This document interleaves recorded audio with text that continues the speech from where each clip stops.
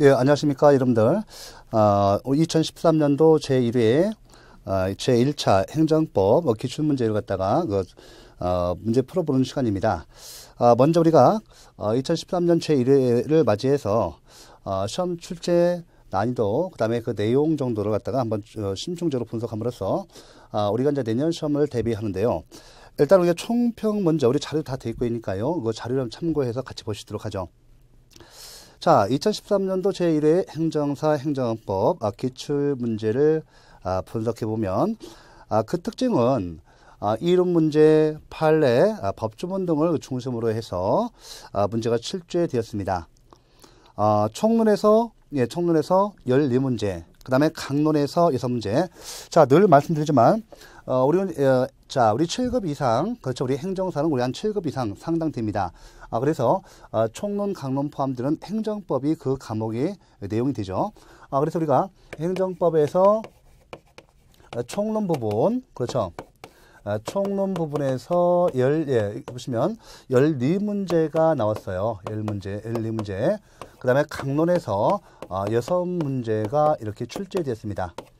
그러니까 우리 행정사 시험에서, 자, 행정법인데 보통 우리가 7급 이상은 이렇게 총론, 강론 시험 다 봐요. 그래서 강론까지 해서 6문제, 거의 이제 우리가 3분의 1 정도가 나오죠. 예, 좋습니다. 4분의 1 정도, 4분의 1 좀 넘네요. 4분의 1 정도가 시험에서 보통 6문제, 최근에는 보통 5문제, 6문제 나오고 있는데, 최근에는 7급 이상, 그렇죠. 7급 이상. 우리 공무원 기준에서 7급 이상, 그 다음에 각종 자격증, 자격증에서는 강론까지 포함하는데, 강론 비중이 총전에는 4분의 1 정도 나왔다가 지금은 거의 6문제에서 7문제 정도 나와요. 그래서 우리가 거의 4분의 1 넘어서 약 한 40% 정도가 40% 정도가 우리 강론에서 나옵니다. 늘 말씀드렸지만 우리가 그동안 강의에서 강조했고, 또 앞으로도 이렇게 비율이 똑같아요. 똑같고, 보통 14문제, 총론에서 13문제, 11문제 생각하시면 되고, 강론에서 6문제 정도 생각하시면 됩니다. 우리가 출제 유형을, 정확히 내용을 구체적으로 파악해 보면, 유형, 기본 이론. 자, 출제 유형 봐볼게요. 유형 같은 경우는, 먼저 여러분들 늘 말씀드리지만 기본 이론 파트가 나오죠. 기본 이론. 그 다음에 여러분들 판례, 그 다음에 법조문, 이렇게 해서 우리가 보통 사실 기본 이론이라는 것은 판례하고 법조문을 갖다가 이렇게 그 내용을 설명하는 부분이죠. 그래서 우리 크게 기본 이론, 가장 기본적인 이론, 그 다음에 그 판례 지문, 법조문 지문 이렇게 해서 시험에서 출제되었습니다. 보시면 이제 우리가 그 내용을, 구체적 내용을 또 볼 것 같으면 이론 보시면 이론에서 약 5문제 나오고, 그 다음에 법조문 박스 문제가 그렇죠. 문제가 한 문제 나왔어요. 1문제 이렇게. 자, 이론 5문제, 문제가 이렇게 나왔고요. 법조문 박스 문제가 한 문제. 그 다음에 그 나머지 문제는 그 판례 입장이죠. 판례의 입장하고, 법조문 내용을 갖다가 물어봤습니다. 그러니까 절대 다수가 문제가 뭐냐면, 그렇죠. 나머지 6문제, 그렇죠. 6문제 다음에, 그러면 20문제 중에서 6문제면 12문제가 이와 같이 판례와 법조문이 나왔던 것이죠. 우리가 이렇게 한번, 이렇게 1차 기출문제를 우리가 분석해 보는 이유는 다음에도 마찬가지로 이런 비율로 또 나온다는 것이죠. 그 다음에 특히 여러분들 이 부분 보시면, 판례의 기본 입장과 법조문의 내용, 14문제인데, 이것이 우리가 그동안 수업에서 했던 거 다 적중됐죠. 100%, 이번에 100% 적중입니다. 지금 우리 교재 정도가 해서 해주시면 큰 무리가 없고 무난하게 기본 일정한 시간을 확보하셨다면 다 맞출 수 있는 문제였습니다. 보시면 판례의 태도, 입장, 법조문 내용이 그렇게 어려운 것은 아니었고요. 늘 예상되는 부분에서, 강의되었던 부분에서 모두 출제됐다는 것이죠. 순서는 이 기본 이론적 문제는 5문제 정도 나왔고요. 나머지는 거의 4분의 3이 거의 법조문, 판례, 그렇죠? 예, 법조문 판례 문제가 다 나왔기 때문에 앞으로도 여러분들 공부하실 때 이걸 유의해서 공부를 하셔야 하고요. 또 처음 오시는 분들은 어떻습니까? 그렇죠? 처음 오시는 분들도 이렇게 한번 분석적으로 공부하셔. 예, 분석적으로 이렇게 가늠해보고 그 다음에 이렇게 맞춰서 공부를 하시겠죠. 그래서 우리가 총평 부분인데, 자, 우리 정확히 하면 이제 난이도는 이제 정확히 얘기하면 일정 기간을 갖다가 그렇죠, 확보하셔서 그렇죠, 일정 기간 확보하셔서 반복적으로 공부를 하셨다고 한다면 자, 여기서 보시면 우리가 자 60점 이상인데 예, 자, 우리 1차는 다 공이 60점 이상이 되어야 합니다. 자, 우리 행정법에서 보통 여러분들 이 정도 나오면 거의 90점, 80점 내지 90점 정도 점수가 나와야 정상입니다. 그래서 여러분들 보시면 시험 출제 난이도는 중 정도 돼요. 제가요 이렇게 상세히 이제 해설을 해놓고 있습니다만 사실 이렇게 보면 그렇게 다른 시험에 비해서 어려운 것은 아니었고요. 이번에 한 1차가 좀 많이 나왔어요. 시험이 그렇게 이제 1차 태 시험에서 어렵지도 않았고 1차 시험에서 거의 2,500명 정도가 합격했습니다. 상당히 많은 것이죠. 우리가 주관식 논술이 있는 2차 시험에 있어서 이와 같이 2,500명 이상 이렇게 뽑아준다는 것은 상당히 많이 뽑아준 겁니다. 제 1회에 이어서 상당히 이렇게 좀 그 배려를 해드렸죠. 그래서 여기서는 보통 점수가 막 80점, 90점 보통 나오셨어요. 전부 다. 그래서 우리가 이와 같이 이렇게 일정 기간 확보하셔서 반복적으로 공부를 하셨다고 한다면 60점 이상 확보할 수가 있는 것이죠. 좀 저도 뭐 학원에서 강의도 하고 우리 또 인터넷에서 강의도 했고 아주 좋은 결과가 많이 나왔습니다. 나와서 거의 제 학원 나간다 학원에서 또 우리 인터넷에서 일정 기간 왔다가 성실히 확보하신 분들은 다 모두 이렇게 1차를 다 합격하셨고 2차 시험에서 다 모두 올해 응시하셨죠. 제가 2차는 또 행정 실무법을 하기 때문에 2차에서 또 이렇게 제가 여러분들 그 실제 그 경향이라든지 총평에 대해서 제가 말씀드릴 겁니다. 지금 이렇게 첫 회 시험에서 두 번째 목 잡으세요. 두 번째 1회 1차 행정법 기출문제 분석표 나왔죠. 상세히 해놓고 있는데요. 총론에서 14문제 제1편 행정법 통론에서 제2장 자 항상 중요하죠. 행정법 1번 원칙 바로 이제 2장 보세요. 행정법 부당 결부 금지 원칙 그 판례가 나왔어요. 판례가 나왔고 난이도는 중에서 우리가 많이 다뤘던 1차에서 이제 행정법 오시면서 다뤘던 문제가 나왔기 때문에 이건 다 주셨을 것이라고 생각됩니다. 또 여러분들도 이렇게 새로 시작하시는 분들은 이론고 내용 정도만 보셔도 기본 이론만 하셔도 다 맞출 수 있는 문제이었습니다. 그 다음에 여러분들 제1편의 4장 보시면 자 사연의 공법행위죠. 최근에 이제 많이 그 주요 관심사가 되고 있고 사연의 공법행위는 많이 시험 나왔는데 이것이 이론 및 판례가 나왔습니다. 사연의 공법행위와는 이론 및 판례가 나왔고요. 난이도 역시나 중이었습니다. 좀 쉬운 부분이었어요. 우리가 좀 일정 기간 공부하셨다고 한다면 충실히 하셨다고 한다면 다 맞출 수 있는 문제였습니다. 자 1편에서 두 문제가 출제됐고요. 그 다음에 제2편 행정작용법을 보시면 자 우리가 보시면 이제 행정입법하고 행정행위죠. 늘 말씀드리지만 행정입법에서 한 문제 좀 나왔고 그죠? 제3장 행정에서 세 문제 나왔어요. 자 행정에서 세 문제 자 행정입법 보세요. 행정입법 이론 그 다음에 법조문이 판례에서 한 문제가 이렇게 행정입법에 관해서 나왔고 난이도는 중요했고요. 기본 이론을 갖다 충분히 하셨다고 한다면 이건 다 맞출 수 있는 문제였습니다. 제2장 행정입법도 그렇게 어렵지는 않거든요. 어려운 문제는 안 나왔습니다. 자, 그 다음에 제3장을 보시면 제3장이죠. 제3장을 보시면 하자의 승계 부분. 하자의 승계. 이 부분은 기본 이론 하실 때 다 하셨을 거예요. 문제 풀이할 때도 많이 하셨고 그래서 우리 하자의 승계에서 판례가 하자 승계를 인정한 판례, 부정한 판례 이런 것들이 많이 나오고 있는데 똑같이 이것도 그동안 많이 나왔던 질문 위주로 해서 기출 뒤했던 부분이 나왔기 때문에 이 부분도 다 맞춰주셔야 합니다. 자, 그죠? 그 다음에 무효 취소 부분. 자, 행정의 무효와 취소죠. 이론 판례 나왔고 법조문도 나왔습니다. 따라서 난이도는 중이었고 행정의 무효와 취소에 관한 관해서 설명하시오. 해서 이론 판례, 법조문, 난이도 중정도 있고요.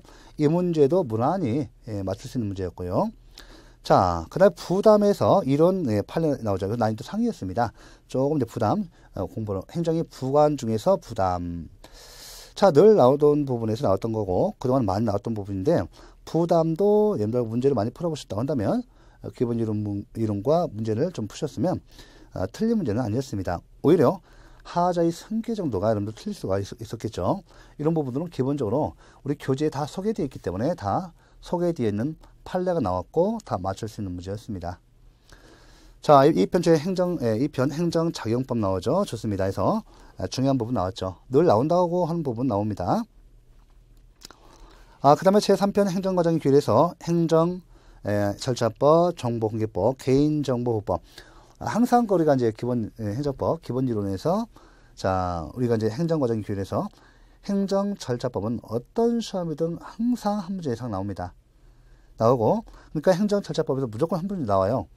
그 다음에 정보공개법, 개인정보보호법 이 둘 중에서 한 문제 나온다라고 항상 그 강조 많이 하죠. 그래서 우리가 정보공개법에서 문제 하나 나왔죠. 문제 한 문제 나왔죠. 자, 행정절차법에서는 자, 행정절차법상 행정지도 법조문이 나왔습니다. 법조문 난이도 중이었고요. 자, 이것은 우리가 우리 제2편에서 그 밖의 행정이 주요한 행식에서도 그대로 나오기 때문에 이 부분은 다 맞추셔야 돼요. 또 맞추고 또 앞으로도 새로 홍보하신 분들도 이쪽 부분 다 맞추셔야 합니다. 그 다음에 행정절차법에서 공청회 나오죠. 예, 공청회. 그 다음에 거부처분에 대한 사전통지, 적용 제외사항, 절차상 하자의 효력 규정. 이와 같이 다음 중 행정절차법상 절차법에 관한 설명 중 틀린 것을 내서 공청회라든지 거부처분에 대한 사전통지, 적용 제외사항, 절차상 하자의 효력 규정. 자, 이론, 판례, 법조문이 골고루 이렇게 나왔고요. 이것은 조금 난이도가 좀 있죠. 난이도 상입니다. 행정절차법에서 일단은 이와 같이 두 문제가 이번 출제됐는데 보통 한 문제가 출제되는데 이번엔 두 문제 출제됐습니다. 예상대로 정보공개법에서 한 문제, 이렇게 정보공개에 관한 판례, 정보공개 결정 여부에 관한 판례가 있거든요. 항상 중요하죠.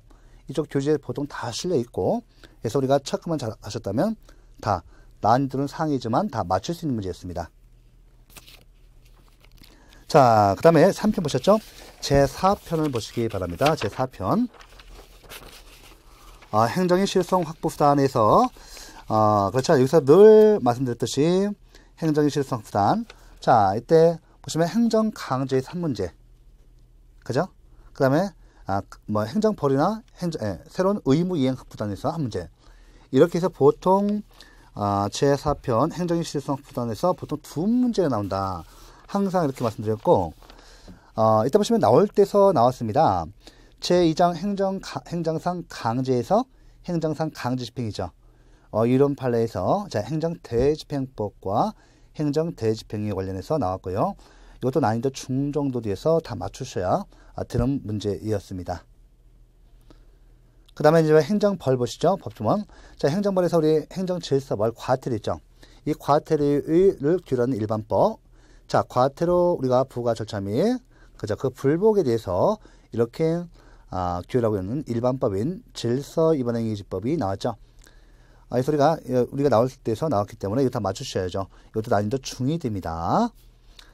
그 다음에 행정구제법 보시면 제1장, 2장, 제3장, 자, 5장까지 있는데, 자, 행정구제법 항상 그렇죠. 이 중요한 것이 행정상 손해배상, 손실보상 이쪽에서 각각이 한 문제씩 나올 수가 있어요. 그 다음에 행정심판과송 마찬가지로 각각이 한 문제씩 나올 수 있습니다. 행정구제법에서 보통 4문제에서 5문제 나옵니다. 비율이 똑같죠. 이렇게 우리가 봤던 건데 제2장 행정상 손해배상에서 국가배상법상 국가배상 판례와 판례 입장과 법조문을 직접적으로 묻는 문제 난이도 중이었고요. 이거 다 맞추셔야 돼요. 이것도 기본적으로 다 기본 이론본에서 하는 것이죠. 자, 그 다음에 이제 행정쟁성에서 행정심판 한 문제 나왔죠. 이론. 자, 법조문 항상 행정심판에서는 법조문 나와요. 이론과 법조문. 자, 행정심판법 난이도 중디고 행정소송에서 우리가 판례 대상 난이도. 자, 항고승의 대상 여부 바로 처분성이 있어야죠. 이 처분성에 대해서 이렇게 시험에서 한 문제 어떤 시험이든 원고적 기억하고 행정 그 소송법에서 꼭 나오는 것이 딱 있어요. 판례로서는 딱 두 가지입니다.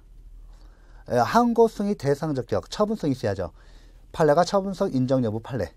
요거 한 문제예요. 또 원고 적격 인정 여부 한 문제. 이렇게 해서 두 문제 나오고 그 다음에 나올 것이 뭡니까? 그렇죠. 행정소송에서 판결이 효력과 관련된 그 법조문이죠. 항상 세 문제 나옵니다. 나오기 때문에 올해도 좀 여기서 행정소송에서는 이번에 항고소송 부분, 처분성 인정 여부, 대상 적격을 묻는 문제 한 문제. 자, 난이도 중이었습니다. 이것은 그동안 출제되었던 부분에서 나왔기 때문에 큰 문제가 없었어요. 다 맞춰주셔야죠. 난이도 중은 다 맞추셔야 돼요. 제6번, 자, 우리가 행정법 강론이죠. 제6편 행정조직법 보시면, 늘 말씀드리지만, 그죠? 제1장 개설에서, 그죠? 행정조직이 관하죠. 행정조직법 개설에서, 행정조직 법정주의라든지, 행정청, 보조기관, 보석기관, 요거 나왔고, 법조문이, 이런 법조문이 나왔습니다.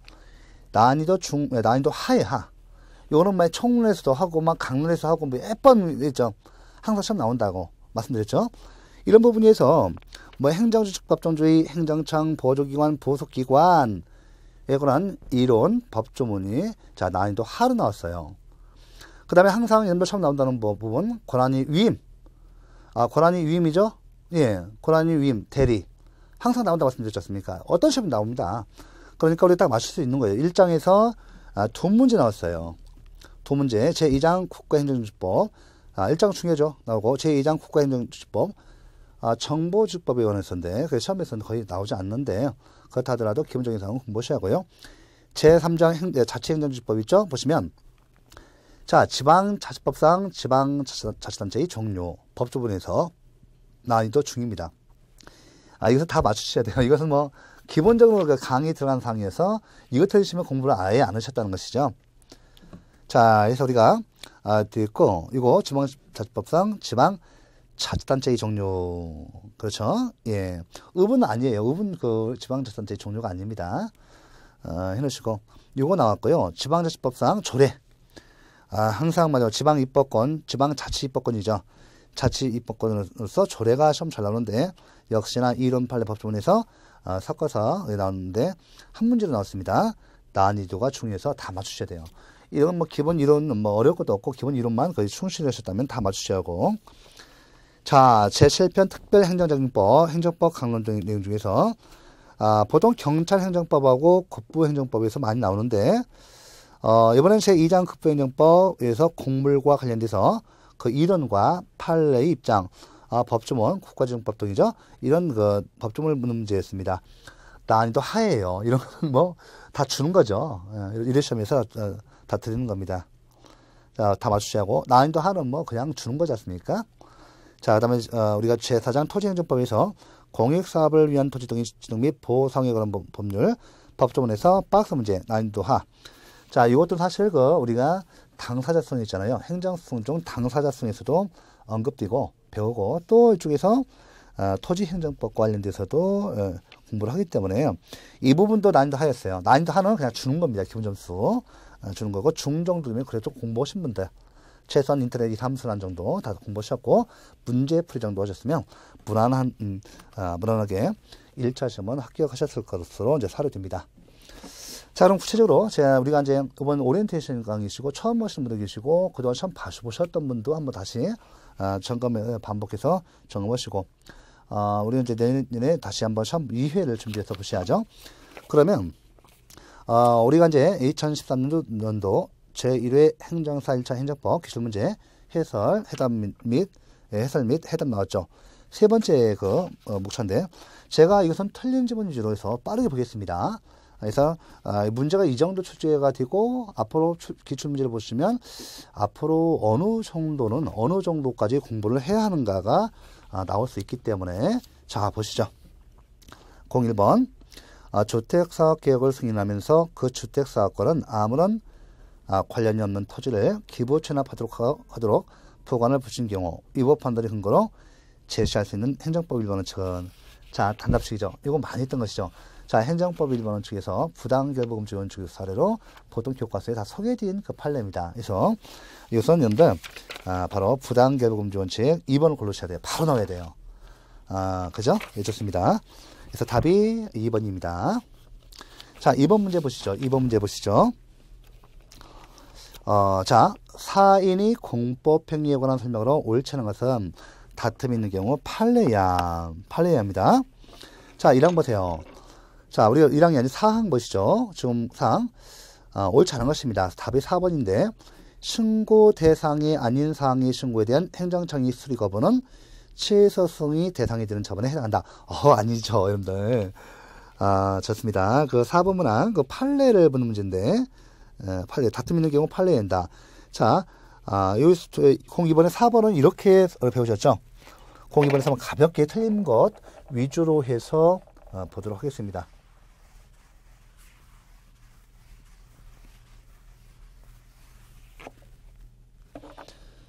자, 이따 보시면, 02번 4번 그 질문인데, 요거는 우리가 이렇게 배우셨어요.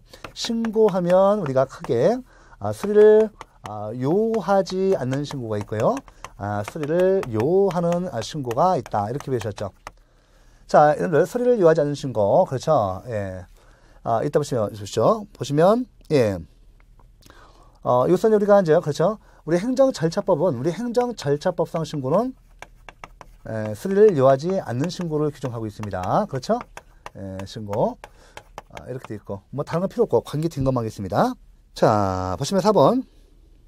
자, 신고 대상이 아닌 사항의 신고에 대한 행정청의 수리 거부는 최소승의 대상이 되는 처분에 해당한다. 자, 그렇죠. 예, 그렇죠. 요거와 관련된 혼동 오시면 안 돼요. 신고 같은 경우, 그렇죠. 신고는 이렇게 되는데, 자, 이 신고상에서 요거는 처분성 인정되죠. 예, 처분성 인정되죠. 예. 자, 수리를 요하는 신고 잠깐요. 이거 보시면, 요거 혼동 오시면 안 돼요. 여기는 여러분들 수리 거부가 있는데 이 수리 거부의 처분성이 부정돼요. 처분성이 부정됩니다. 그 다음에 여기선 수리 거부가 처분성은 긍정되죠. 그죠? 예, 좋습니다. 이때 보시면 중요합니다. 예, 취소소송, 항고소송, 취소소송의 대상은 뭔만 돼요? 그렇죠. 요것만 돼요. 요거 안 돼요, 여러분들. 이거 안 돼요. 예, 이거 안 됩니다. 처분성이 부정돼 있어요. 대상이죠. 그런데 이 문제는 저 질문이 좀 생뚱맞게도 이건 다 신고 대상이 아닌 신고 대상이 아닌 신고 대상이 아닌 사항의 신고에 대한 수리 거부. 자, 수리 거부. 자, 이것은 당연히 신고의 대상이 아닌 사항의 신고. 이 수리 거부에서 처분성이 부정되죠. 이건 당연히 부정되죠. 처분성 부정되죠. 당연히 이것은 취소 소송의 대상이 되지 않습니다. 이 대상이 되지 않죠. 예, 신고 대상이야죠. 그러니까 이거 틀렸어요. 그러니까 요거 생뚱맞게 보통 시험은 이렇게 나오는데 이렇게 신고 대상이 되지 않는 사항의 신고. 이것은 아무런 신고 대상이 되지 않는 사항의 신고. 예, 수리 거부가 인정되지 않고 수리 거부 인정 안 돼요. 수리 거부 인정 안 되고 또 수리도 인정돼야 안 돼요. 수리 거부뿐만 아니라 수리도 인정 안 돼요. 이런 건 수리도 인정 안 돼요. 수리도 인정 안 되고 수리 거부도 인정되지 아니하므로 처분성이 부정되고 취소승의 대상이 당연히 되지 않는 것이죠. 그렇죠. 신고의 대상이 되는 그렇죠. 이거 혼동 좀 하세요. 이거 바로 이와 같이 신고 대상이 되는 의무에서 그죠. 신고 대상이 되는 의무에서 이런 문제가 발생하죠. 이런 문제가 발생하는 것이지 아예 신고 대상이 아닌 사항의 신고에 대해서는 수리나 수리 거부 아무런 법적 의미가 없어요. 이런 것은 법적 의미가 없죠. 법적 의미가 없기 때문에 법적 의미가 없어요. 없기 때문에 아예 뭐 처분성 논할 실익도 없고 취소의 대상도 안 되죠. 이게 판례의 태도입니다. 자, 02번에 그래서 간단히 맞출 수 있는 문제였어요. 02번의 답이 4번이었습니다. 자, 그 다음에 03번 행정입법에 관한 설명으로 옳은 것은 다툼이 있는 경우는 판례형. 옳은 것입니다. 답이 지금 1번이에요. 예. 자, 2번 보세요. 왜 틀린가? 옳은 것은 1번이고 2번 틀린 문제 보세요. 뭐냐? 범죄 구성 요건을 자, 포괄적 추상적으로 법규 명령에 위임하는 것도 가능하다. 아닙니다. 범죄 구성 요건을 포괄적 추상적으로 법규 명령에 위임하는 것은 허용되잖아요. 이때 범죄 구성 요건은 자, 범죄 구성 요건이 구체적 기준을 정해서 이렇게 구체적 위임을 해야 합니다. 그래서 2번 문항 틀렸어요. 2번 문항은 여러분들 범죄 구성 요건이 구체적 기준을 정해서 이와 같이 구체적 위임을 해야지 포괄적 추상적 위임 명령은 허용되지 않습니다. 포괄적 위임 금지 원칙에 반해서 2번 문항 틀리고요. 3번 문항 보시죠. 시행령으로 정한 제적 처분 기준은 행정기축으로서의 성질을 가진다? 아니죠. 여러분들 우리가 법규 명령 형식의 행정기축이 있어요. 자, 법규 명령 형식의 행정기축에서 자,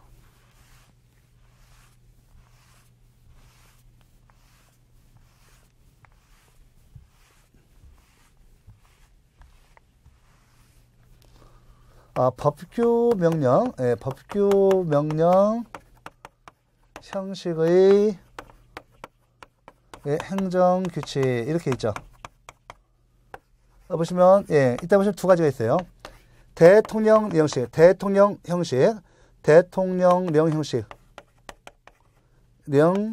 형식의 행정규칙 있죠? 형식. 그 다음에 부령 형식이 있는데 행정규칙인데 이것은 법규 명령 인정되죠. 이것은 법규 명령이 아니라 행정규칙이 성질이 있습니다. 그래서 자, 3번 틀렸어요.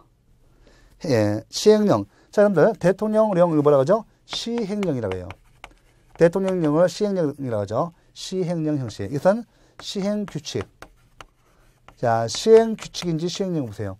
시행령 형식이 행정규칙, 시행령 형식이 행정제재적 처분기준, 법규명령, 시행규칙 또는 불행 형식의 행정규칙은 법적 성질이 법규명령이 아니라 행정규칙이다. 이것이 판례이트예요. 판례. 이건 다 쉬운 거죠. 기본적인 사항입니다. 기본적인 사항으로 이렇게 배우셔야죠. 4번 문항 보세요. 상위 법령이 개정된 경우 종전의 집행명령은 당연히 실린다. 틀렸어요. 이것도 많이 했던 건데, 자, 상위 법령이 개정된 경우라도 종전의 집행명령은 신법이 시행령이 제정되기 전까지는 그 성질이 변하지 않는 한 그 효력이 있다는 것이 판례의 태도입니다. 해설 다 되시니까요. 자, 상위 법령이 개정된 경우 종전의 집행명령은 새로이 지정된 법령의 집행명령이 제정되기 전까지는 그 성질이 변하지 않는 한 유효하다는 것, 유효하다는 것이 판례의 입장입니다. 따라서 당연히 실효된다 해서 틀린 거예요. 아시겠죠? 쉬운 문제였습니다. 5번 행정규칙은 법률의 수권이 있는 경우에만 제정할 수 있다. 아닙니다. 행정규칙은 법률의 근거 없이도 이렇게 법률 수권 또는 법률의 근거 없이도 제정할 수 있는 겁니다. 해놓으시고. 자, 그래서 우리가 3번의 답이 1번이었습니다. 자, 04번 보시죠. 판례 이해할 때 선행처분의 취소 사유가 있음을 들어 후행처분이 위법을 주장할 수 있는 경우는, 자, 이거 04번이 바로 하자의 승계 문제예요. 단 선행처분에 불가전익이 발생하였고 후행처분에는 고의 위법이 없음. 답이 여러분들 2번이에요. 자, 판례가 하자 승계를 인정한 판례, 부정한 판례에서 여러분들 1번, 3번, 4번, 5번은 판례가 하자 승계를 부정한 판례입니다. 자, 근데 4번의 2번 문제는 예외적으로 판례가 하자 승계를 긍정한 것이에요. 2번 문항, 그죠? 이건 바로 여러분들 그동안 많이 시험에서 봤던 건데, 요거 좀 보세요. 잠깐요. 요거 잠깐 여러분들 앞으로도 중요하고 보니까요. 앞으로도 계속 반복돼서 나옵니다. 앞으로 반복돼서 나오니까요. 자, 일단 보시면 하자 승계에서, 자, 하자 승계 보세요. 하자 승계에서, 자, 하자 승계는 원칙적으로 부정돼요. 원칙적으로 부정됩니다. 자, 예외적으로 긍정한다. 이게 중요한데요. 원칙적으로 언제 부정되는가 하면 선행 행정행위와 후행 행정행위가 선행 행정행위와 후행 행정행위가 각각 독립행위 각각 독립행위죠. 각각 독립행위일 때 이때는 원칙적으로 부정됩니다. 예외적으로 언제 긍정되는 것이죠? 그렇죠. 선행 행정행위와 후행 행정행위가 하나의 법적 효과 완성 위한 일련의 절차인 경우 이런 경우 예외적으로 인정해요. 예외적으로. 자, 그렇죠? 예. 이렇게 됩니다. 자, 이건 우리가 이제 이 판례대로 암기를 반드시 하셔야 돼요. 그 다음에 중요한 것은 뭐냐면, 판례가 원칙적으로 이런 경우는 하자 성계가 부정되죠. 부정되는데 예외적으로, 그죠? 예외적으로 선행 행정행위와 후행 행정행위가 각각의 독립한 행위임에도 불구하고 하자 성계를 인정해서 예외적으로 하자 성계를 긍정한 것이 있습니다. 그죠? 바로 이것이 2번이 답이 2번. 그러니까 1번하고 3, 4, 5는 요게 1, 3, 4, 5는 다 여기에 해당돼요. 1, 3, 4, 5는 여기에 해당돼요. 근데 선행행정행위와 후행행정행위가 각각 독립한 행위임에도 불구하고 예외적으로 이렇게 하자 성계를 인정한 것은 2번이에요. 이거.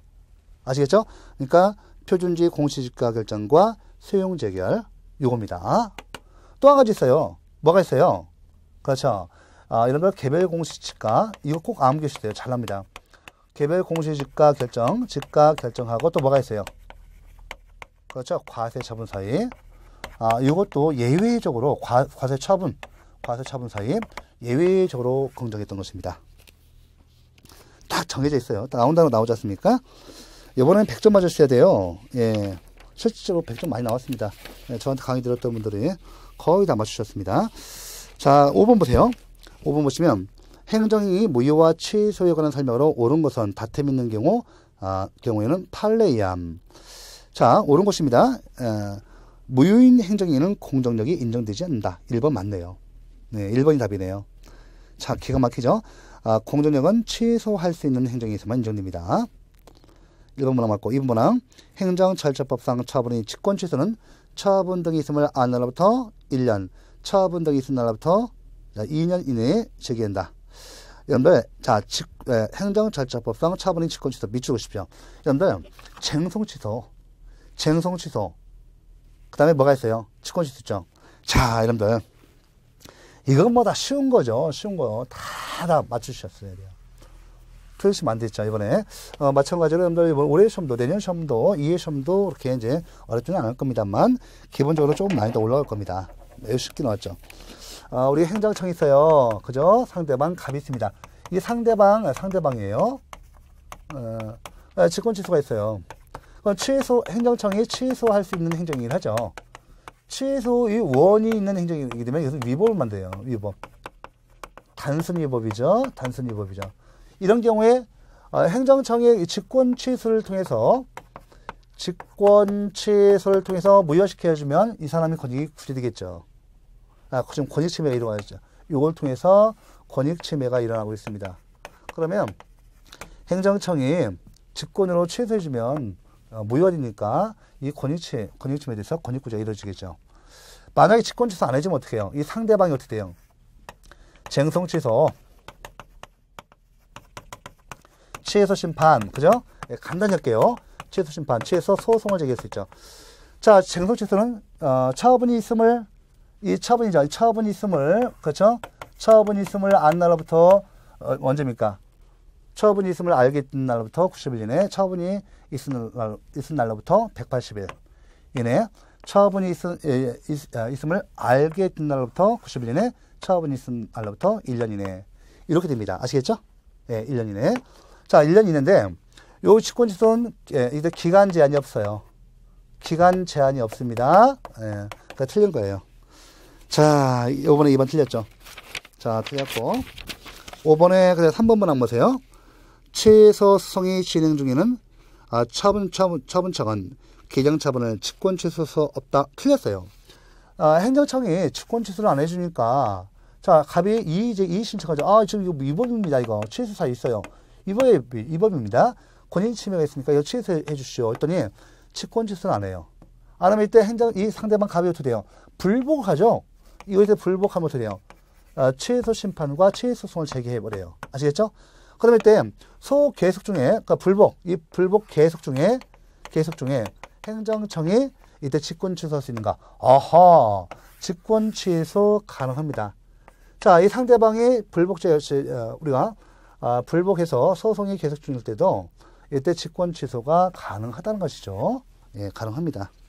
그럼 가능하면 곧바로 끝나버리잖아요. 소송 계속 할 필요가 없습니다. 자, 그 다음 4번 문항. 행정사건을 선결 문제로 하는 민사소송에서 법원은 무효인 행정의 효력을 확인할 수는 없지만 취소할 수 있는 행정의 효력을 부인할 수 있다. 틀렸습니다. 행정사건을 선결 문제로 하는 민사소송에서 법원은 무효인 행정의 효력을 확인할 수 있습니다. 무효인 행정의 효력을 확인할 수 있고요. 취소할 수 있는 행정의 효력을 부인할 수 없다. 이렇게 고쳐요. 거꾸로 됐죠. 그렇죠? 자, 무효인 행정에는 공정력이 미치지 않죠. 자, 공정력이라는 것은 취소할 수 있는 행정에서 그 유효성을 취소권자가 취소하기 전까지, 그죠? 취소권자가 취소하기 전까지 그 유효성을 법적으로 추정해주는 임시적 효력, 잠정적 효력에 불과합니다. 그래서 여러분들 우리가 이제 취소할 수 있는 행정이 그 유효성 유무만큼은 민사법원이나 형사법원이 판단할 수 없어요. 하지만 우리가 취소할 수 있는 행정이 위법성이라든지 무효인 행정이 무효성, 위법성에 대해서는 유효성이 아니죠. 그렇죠? 이런 거에 대해서는 민사법원과 형사법원이 이때 판단, 무효성 여부, 위법성 여부를 판단해서 재판할 수가 있습니다. 그런데 재판의 선점지로서 취소할 수 있는 행정이 유효성 유무만큼 행정법원이 전속 관할을 하고 있으니까 행정법원만이 판단하고 바로 취소할 수 있는 행정이 유효성 여부는 민사법원과 형사법원은 판단할 수 없어요. 그래서 그 내용이 바뀌어서 틀렸습니다. 그러니까 3번은 그렇죠? 네. 4번은 여러분들 행정사건을 선결 문제로 하는 민사소송에서 법원은 무효인 행정의 효력을 확인할 수 있고 취소할 수 있는 행정의 효력을 부인할 수는 없습니다. 이렇게 해야만이 맞는 점이죠. 4번 틀렸습니다. 5번 행정행위에 대한 무효 확인 소송에서도 제소기간을 준수한다. 아닙니다. 무효인 행정에는 그 하자가 너무나 중대하고 명백해서 행정정성제기 기간이 적용이 준수가 없습니다. 5번 틀렸죠. 자, 6번 보시면 보시죠. 행정행위 부관에 관한 설명으로 옳은 것을 모두 옳은 것은 답이 4번입니다. 자, 니은번과 리을번만 맞아요. 그래서 자, 우리는 기억본 보세요. 기부 체납받은 행정재산에 대한 사용수익 허가에 있어서 공유재산 관리청이 정한 사용수익 허가의 기간은 독립하여 취소승의 대상이 될 수 있다. 자, 기부 체납받은 행정재산에 대한 사용수익 허가에 있어서 공유재산 관리청이 정한 사용수익 허가의 기간 미치고 싶죠. 이것은 여러분들 뭡니까? 기한이죠. 그러니까 이 기간은 사용수익 허가의 기간은 미치고 싶죠. 이것은 여러분들 법률 효과의 일부 배제가 될 수 있습니다. 그렇죠? 사용수익 허가, 그죠? 이거는 기한이 될 수도 있고 법률 효과의 일부 배제가 될 수 있어요. 그러니까 행정행위 부관 중에서 부담만 독립해서 취소성의 대상이 되고요. 나머지 부관은 안 돼요. 나머지 부관은 부관부 행정이 전부를 갖다가 이렇게 취소성의 대상으로 해야 합니다. 자, 부관부 행정행위 중에서 부담만 부담이 하자에 대해서는 이것만 독립해서 직접 취소성의 대상으로 할 수 있는데 그 나머지 부관에 대해서는 인정 안 돼요. 그 독립성이 없어서 인정되지 않아서 부관부 행정이 전부를 갖다가 취소성의 대상으로 해야 하기 때문에 자, 이 기부 체납받은 행정재산에 대한 사용수익 허가의 기간은 시기와 종기가 붙겠죠. 기한이 될 수도 있고 또 법률 효과의 일부 배제가 될 수 있는데 기한이 든다든지 법률 효과의 일부 배제가 된다고 한다면 이 부관이 부담이 아니어서 취소성이 대상이 될 수 없죠. 기억은 틀렸습니다. 자, 니은번 맞고요. 그죠? 그 다음에 디귿번 보세요. 부담에 의해서 부과된 의무를 상대방이 불이행한 경우 처분청은 주된 행정인을 처리할 수 있다. 자, 부담에 의해서 부과된 의무를 상대방이 불이행할 경우 처분청은 주된 행정인을 처리할 수 있다. 디귿번 맞는데요. 예. 예, 그래서 옳은 것을 모두 고른 것이요. 그러니까 디귿번도 맞네요. 예, 디귿번 맞고. 자, 리을번 보세요. 행정처분이 실질적 관련성이 없어 부관으로 붙일 수 없는 부담이더라도 사법상 계약 형식으로 처분이 상대방에게 부담을 부과할 수 있다. 그러니까 답이 그 니은번과 디귿번, 그죠? 니은번과 디귿번 맞고 리을번 틀렸죠. 자, 기억번과 리을번 틀렸어요. 리을번 왜 틀린가 하면 행정처분과 실체적 관련성이 없어 부관으로 붙일 수 없는 부담이더라도 사법성 개혁의 형식으로 처분이 상대방에게 그 부담을 부과시킬 수 있다. 틀렸습니다. 부과시킬 수 없다는 거예요. 8의 입장입니다. 그렇죠? 이때 이것이 뭡니까? 행정이 사법으로의 도피. 행정사법 내용이에요. 인정되잖아요. 이와 같이 실체적 관련성이 없어 부관으로 붙일 수 없는 부담인 경우 이것을 사법성 계약으로 이렇게 도피하는 거 이것도 판례가 허용되지 않는다고 보기 때문에 답은 여러분들 니은번과 리을번 틀렸네요. 예, 좋습니다. 기억반과 디귿번 맞고요. 자, 이렇게 해놓으시고 그 다음에 여러분들 보시면 7번을 보시기 바랍니다.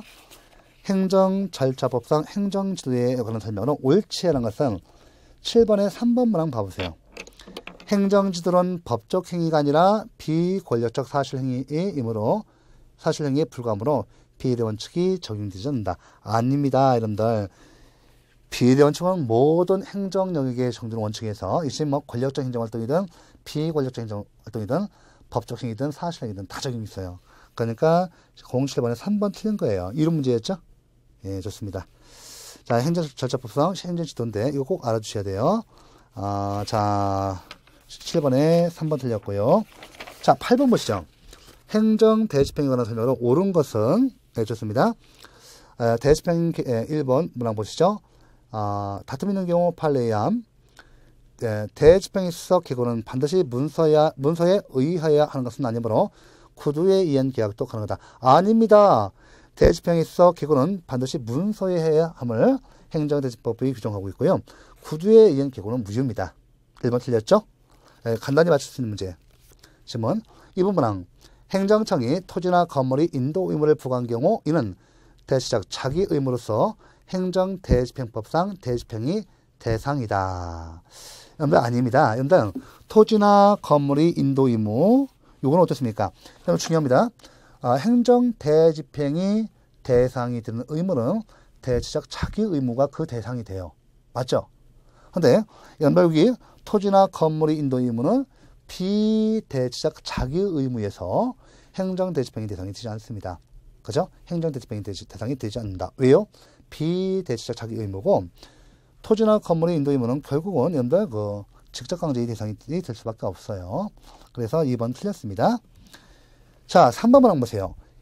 대집행 영장에 의한 통지는 준 법률 행정으로서 최소성이 대상이 될 수 있다. 여러분들, 보세요. 대집행 영장에 의한 통지는 준 법률 행정으로서 최소성이 대상이 될 수 없다. 아닙니다. 대상이 될 수 있죠. 우리 많이 가장 기본적인 사항이죠. 대집행의 대상이 될 수 있습니다. 됐습니까? 대집행 영장에 의한 통지는 준 법률 행정으로서 최소성이 대상이 될 수 있습니다. 그 계고 통지 다 될 수 있어요. 다 되죠. 예, 의사의 통지죠. 준 법률 행정 중에서 의사의 통지입니다. 처분서 인정됩니다. 3번 틀렸죠. 3번도 틀렸습니다. 4번 문항 행정대집행법은 대지적 자기 의무의 부과 처분에 불가정력이 발생할 것을 대집행 요건으로 규정하고 있다. 행정대집행법은 대지적 자기 의무의 부과 처분에 불가정력이 발생할 것을 대집행 요건으로 규정하고 있다. 아닙니다. 우리 행정대집행법은 이렇게 대지적 자기 의무의 부과 처분에 불가정력이 발생할 것을 그 요건으로 규정하고 있지 않습니다. 틀렸어요. 법조 문제. 자, 5번 문항이 맞습니다. 5번. 입법 건축물에 대한 처리가 명령 및 개요 처분에 불응하여 자, 2차 제3차의 개요 처분은 대집행 기한의 연기 통지 불가문으로 행정처분이 아니다. 그렇죠? 맞습니다. 제1차 기고만 처분성이 인정돼서 행정수행의 대상이 됩니다. 자, 8번에 5번 문항 맞습니다. 자, 이렇게 해서 그 다음에 9번 보세요. 9번 보시겠습니다. 질서 위반 행위규제법의 내용에 관한 설명은 옳지 않은 것입니다. 1번 문항 보겠습니다. 자, 법 좀 나왔죠? 신분에 의해서 성립하는 질서 위반 행위에 신분이 없는 자가 가담한 경우 신분이 없는 자에 대해서는 질서 위반 행위가 성립하지 아니한다. 아닙니다. 순서 법조문이죠. 신분에 의해서 성립하는 질서 위반 행위에 신분이 없는 자가 가담한 경우 신분이 없는 자에 대해서도 질서 위반 행위가 성립합니다. 그래서 우리가 이 규정 틀렸죠. 9번에 1번 틀렸죠. 예, 2, 3, 4, 5는 다 맞는 지문이어서 여러분들 읽어주시기 바랍니다. 자, 10번 행정절차법의 내용에 관한 설명으로 옳은 것은, 자, 옳은 것입니다, 여러분들. 자, 10번에 보시면 여러분들, 자, 1번 보세요. 행정청은 공청회를 개최하는 경우에는 공청회 개최 14일 전까지입니다. 20일 전까지 X, 14일 전까지 1심 및 장소 동의 사항을 당사자 등에게 통지한다. 법조 문제였고요. 2번 문항, 판례할 때 상대방의 신청에 대한 가업처분은 사전 통지의 대상이 아니라고 봤습니다. 사전 통지의 대상이 아니라고 봤고요. 2번도 틀렸네요. 3번 문항, 행정절차법상 절차상 하자 있는 행정처분이 법적 효력에 관한 명문의 규정을 두고 있다. 명문의 규정을 두고 있지 않습니다. 자, 이건 기본적인 사항 다 맞으셔야 돼요. 4번, 지방의회의 의결을 거쳐 행하는 사항에 대해서도 행정절차법이 적용된다. 자, 아닙니다. 지방의회의 의결을 거쳐 행하는 사항에 대해서는 행정절차법상 적용 제외 대상입니다. 그래서 4번 틀렸어요. 자, 5번이 맞죠? 행정처분 직권으로 또는 당사자의 신청에 따라 여러 개의 사안을 병합하거나 분리하여 청문을 할 수 있다. 맞는 지문. 자, 이렇게 있고요. 자, 10번도 다 맞추셔야 돼요. 기본적인 사항, 기본 이론을 충실히 하고 문제풀이를 한번 두세 번 들려봤으면 다 맞출 수 있는 문제예요. 다 맞출 수 있는 문제였죠. 자, 11번에서 정보 공개 제도에 관한 판례 입장이 아닌 것은, 자, 3번 문항 보세요. 진행 중인 재판에 관련된 정보로서 정보 공개를 거부하기 위해서는 그 정보가 재판과 관련된 것으로서 반드시 진행 중인 재판의 소송 기록 자체에 포함된 내용일 것을 유효한다. 아닙니다. 틀렸어요. 자, 해설 잠깐 보세요. 공공기관이 정보공개법 제9조 제1항 제4호에 서정한 진행 중인 재판에 관련된 정보에 해당한다는 사유로 정보공개를 거부하기 위해서는 반드시 그 정보가 진행 중인 재판의 소송 기록 자체에 포함된 내용일 필요는 없다. 이게 맞는 질문이에요. 그래서 틀렸습니다. 자, 11번에 그래서 답이 3번이었어요. 나머지는 다 맞는 질문이어서 판례 내용에서 답이 바로 3번이 틀립니다. 12번 보세요. 자, 드디어 강론 나오는데요. 강론. 공무원에 대한 설명을 옳지 않은 것은 할 때 1번 보세요. 국유재산법상 행정재산은 민법의 규정에 의한 시효취득의 대상입니다. 이거 다 맞추셔야죠. 100% 맞추셔야 합니다. 100%. 자, 이건 뭐 다 기본적인 사항으로 했던 것이죠.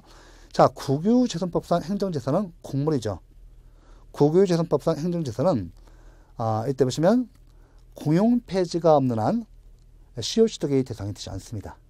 그러니까 국유재산법상 행정재산은 공물이죠. 공물인 국유재산법상 행정재산은 공용폐지가 없는 한 공물이므로 민법상의 시효취득의 대상이 될 수가 없어요. 그래서 12번에 1번 답이 바로 나오죠.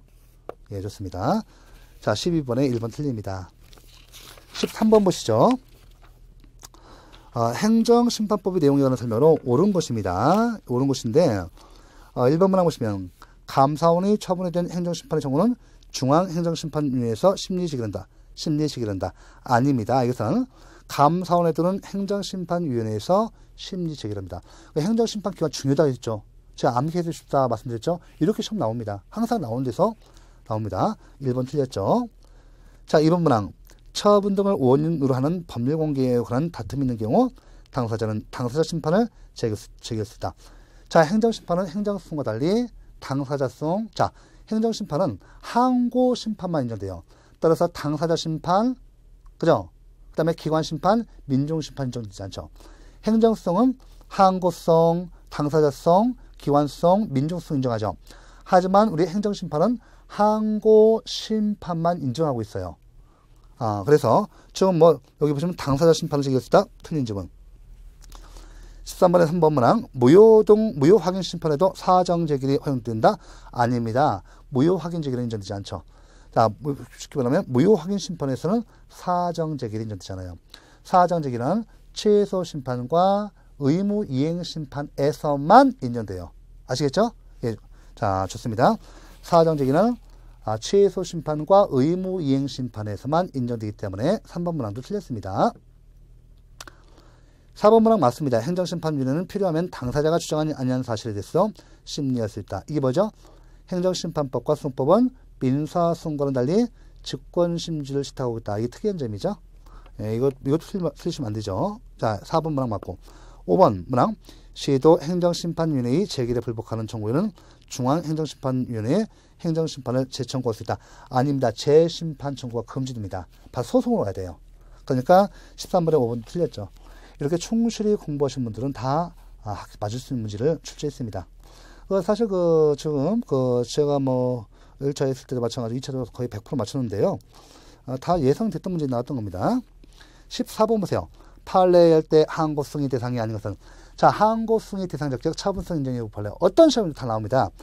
그래서 답이 1번이에요. 이건 제가 도와줄 수 없고 여러분들은 반드시 암기해 주셔야죠. 답이 1번. 자, 항고승의 대상이 아닌 것은 공정거래위원회의 고발 조치입니다. 나머지 2, 3, 4, 5는 다 처분성이 인정됐고요. 1번이 공정거래위원회의 고발 조치가 처분성이 부정된 것입니다. 자, 15번 보세요. 자, 15번 공익사업을 위한 토지 등의 지정 및 보상에 관한 법률에 관한 내용이다. 가로 안에 들어갈 것으로 옳은 것은 답이 뭐예요? 4번이죠. 이거 뭐 행정수송에서 우리 총론에서 이때 당사자수송에서 배우고 요새 토지행정법에서도 또 나옵니다. 그래서 요건 무조건 다 맞추셔야 돼요.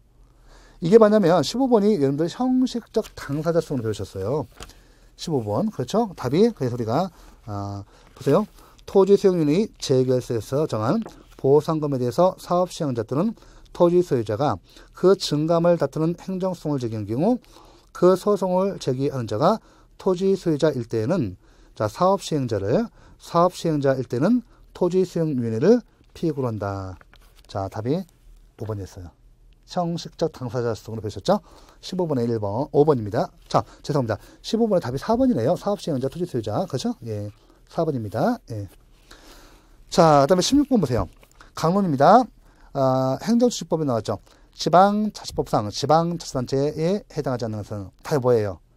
광역시, 특별자치시, 특별자치도, 군, 요까지죠. 5번 의분 아니죠. 이건 다 뭐 기본적으로 주는 점수입니다. 16번의 답이 5번이었어요. 자, 해설은 좀 잘 됐기 때문에 해설 참고해 주시고요. 17번. 지방자치단체의 조례에 관한 설명은 옳지 않은 것입니다. 17번에 2번 문항 보세요. 지방자치단체의장은 조례안에 대해서 이의가 있는 경우 조례안의 일부에 대해서 또는 조례안을 수정하여 지방의회 제의를 요구할 수 있다. 아닙니다. 지방자치법에서 자, 조례안의 일부에 대해서 일부에 대해서 또는 조례안의 수정 제의, 일부 제의, 자, 조례안에 대한 일부 제의 수정 제의는 인정되지 않아요. 이 지방자치법이 나와 있죠. 그래서 17번에 2번 간단히 맞출 수 있는 문제였습니다. 틀리시면 안 되겠죠. 18번 보세요. 답의 서울 17번 2번. 18번 국가 배상에 관한 설명으로 옳지 않은 것은 다툼이 있는 경우에는 판례함. 1번 문항. 자, 18번 보시면 이 틀린 옳지 않은 것이죠. 2번 문항 보세요. 다툼이 있는 경우 판례함. 행정규칙상의 처분 기준에 따른 영업허가 취소 처분이 행정심판에서 재량하자를 이유로 취소됐다면 영업허가 취소 처분을 한 공무원에게 국가배상법상의 과실이 인정된다. 아닙니다. 우리가 그렇죠. 일정한 처분에 대해서 취소 심판에서 취소되었다는 이유만으로 공무원에게 국가배상법상의 과실이 있다고 단정할 수 없다는 것이 판례의 태도에서 이런 문제에서 다 전부 맞으셨어야죠. 예, 그래서 답이 2번입니다. 이것도 좀 해설 다 되어 있기 때문에 잘 봐주시고. 자, 19번 문제 보도록 하겠습니다. 19번. 자, 행정조직에 관한 설명은 옳지 않은 것입니다. 5번 문항 보세요. 각종 징계위원회나 지방의회와 같은 보속기관의 설치는 법령의 근거를 요하지 않는다. 아닙니다. 행정주의 법정주의잖아요. 그러니까 각종 징계위원회나 지방의회도 행정기관이란 말이에요. 헌법에서 지방시법에서 법률의 근거가 다 있습니다. 이런 보속기관도 행정기관 일종이니까 행정주의 법정주의, 행정기관 법정주의에서 법령의 근거를 당연히 요구하죠. 그러니까 법령의 근거를 요하지 않는다. 틀린 질문. 20번. 행정권한이 위임에 관한 설명으로 옳지 않은 것은 다툼이 있는 경우에는 판례해야 함. 3번만 한번 보세요.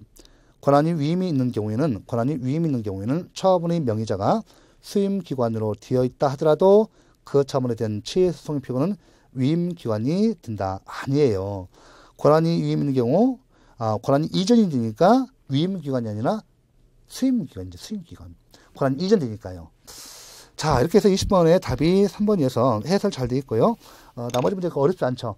거의 개론 수준에서 이번에 시험 나왔는데, 여러분들 요 새로 준비하시는 분들은 조금 더 공부를 좀 더 높여서 하셔야 돼요. 지금 뭐 제 강의라든지 뭐 기타 우리 강의에서 조금 저 같은 경우 1차 같은 경우도 이렇게 해서 100% 적중이고 책에서도 그대로 나왔기 때문에 문제집에도 그대로 나왔습니다.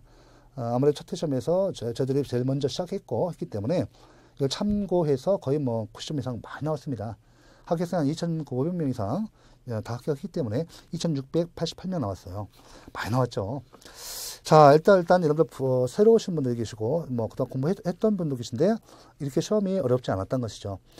일정한 기간 6개월 정도만 꾸준히 기본 이론하고 문제풀이만을 돌려보시면 고득점 하실 수 있습니다. 고득점 요구하지 않고 1차 세 과목 중에서 행정법은 초자 과목이죠. 점수 나옵니다. 공부 한 만큼 나오기 때문에 행정법에서 뭐 거의 90점 나오셔가지고 거의 시험에서 다 합격하셨더라고요. 학원생들은 100%. 인터넷 강의하신 분들은 거의 90% 이상 합격을 해서 저 자신도 굉장히 보람이 있었고 여러분들도 그동안 고생하셔서 합격을 잘 하셨고 새로 오신 분들은 이렇게 제가 말씀드렸죠. 6개월 정도 차분하게 기본 이론과 문제풀이를 갖다가 이렇게 반복해서 보시면 아주 좋은 결과가 나올 겁니다. 자, 여러분들 1차 시험 그 해설 총평하고 또 그 출제 그 경향 분석 그 다음에 출제 문제 해설까지 다 끝냈습니다. 자, 수고하셨습니다.